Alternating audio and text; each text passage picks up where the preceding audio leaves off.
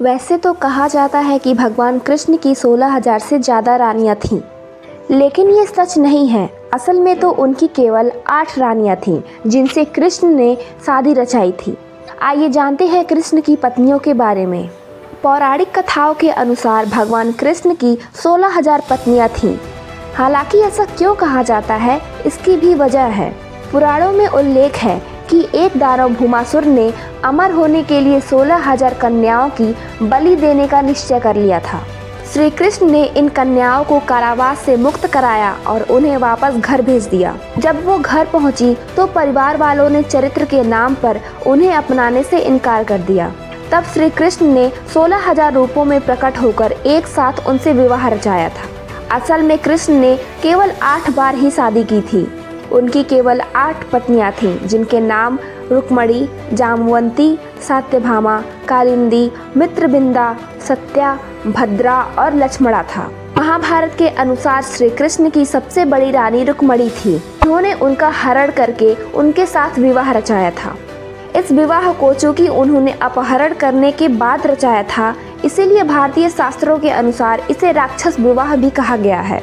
विदर्भ के राजा भीष्मक की पुत्री रुक्मणी भगवान कृष्ण से प्रेम करती थी और उनसे विवाह करना चाहती थी। रुक्मणी के भाई ने उनका विवाह किसी और से तय कर दिया था। जब ये बात कृष्ण को पता चली तो उन्होंने बलपूर्वक रुक्मणी का हरण कर लिया और द्वारका ले आए। फिर कृष्ण और रुक्मणी का विवाह हुआ। सत्यभामा राजा सत्यजित की पुत्री और श्री कृष्ण की 3 महारानियों में एक थी। सत्यजित सूर्य भक्त था। सूर्य ने स्यंतक मणि प्रदान की थी। ना जाने कैसे सत्यजित को गलतफहमी हो गई कि ये मणि कृष्ण ने कब्जे में ले ली है, जबकि ऐसा नहीं था। हालांकि कृष्ण ने खुद जंगल में जाकर ये मणि तलाश की। उन्होंने ये मणि तो सत्यजित को लौटाई ही, साथ ही ये भी बताया कि उन्होंने ऐसा कैसे किया। ये सुनकर राजा सत्यजित लज्जित हो गया। उसने अपनी बेटी सत्यभामा का विवाह श्री कृष्ण से कर दिया। साथ ही उसने वो मणि भी श्री कृष्ण को देनी चाही, लेकिन उन्होंने उसको लेने से मना कर दिया। दरअसल सत्यभामा की शादी के साथ जुड़ी हुई कहानी उनकी जामवंती से विवाह की भी है।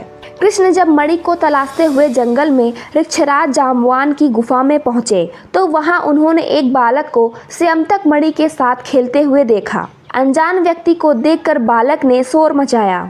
जाम्बवान ने वहां पहुंचकर कृष्ण से युद्ध शुरू कर दिया। कुछ ही देर में जाम्बवान ने कृष्ण को पहचान लिया। उसने उन्हें वो मणि तो लौटाई ही, साथ ही अपनी कन्या जामवंती का विवाह भी श्री कृष्ण से कर दिया। भगवान कृष्ण की श्रुतकीर्ति नामक बुआ रहती थी। उनकी भद्रा नामक एक कन्या थी। भद्रा और उसके भाई कृष्ण से उसका विवाह करना चाहते थे। अपनी बुआ और भाइयों की इच्छा पूरी करने के लिए श्री कृष्ण ने पूरे विधि विधान से भद्रा के साथ विवाह किया। मित्रविंदा श्री कृष्ण की बुआ की कन्या थी। उसकी शादी के लिए स्वयंवर का आयोजन किया गया। इसमें श्री कृष्ण भी पहुंचे। मित्रविंदा खुद कृष्ण से विवाह करना चाहती थी। मित्रविंदा का भाई दुर्योधन से अपनी बहन का विवाह करना चाहता था। तब श्री कृष्ण ने सभी विरोधियों के सामने मित्रविंदा का हरण कर लिया। उन्होंने मित्रविंदा के दोनों भाई विंद अनुविंद को पराजित करके उनका हरण किया, फिर मित्रविंदा से विवाह कर लिया। श्री कृष्ण जब पांडवों से मिलने के लिए इंद्रप्रस्थ पहुंचे तो युधिष्ठिर, भीम, अर्जुन, नकुल, सहदेव, द्रौपदी और कुंती ने उनका आतिथ्य पूजन किया। इस दौरान एक दिन अर्जुन को साथ लेकर भगवान श्री कृष्ण वन विहार के लिए निकले। जिस वन में वे विहार कर रहे थे वहां पर सूर्य पुत्री कालिंदी श्री कृष्ण को पति के रूप में पाने की कामना में तप कर रही थी।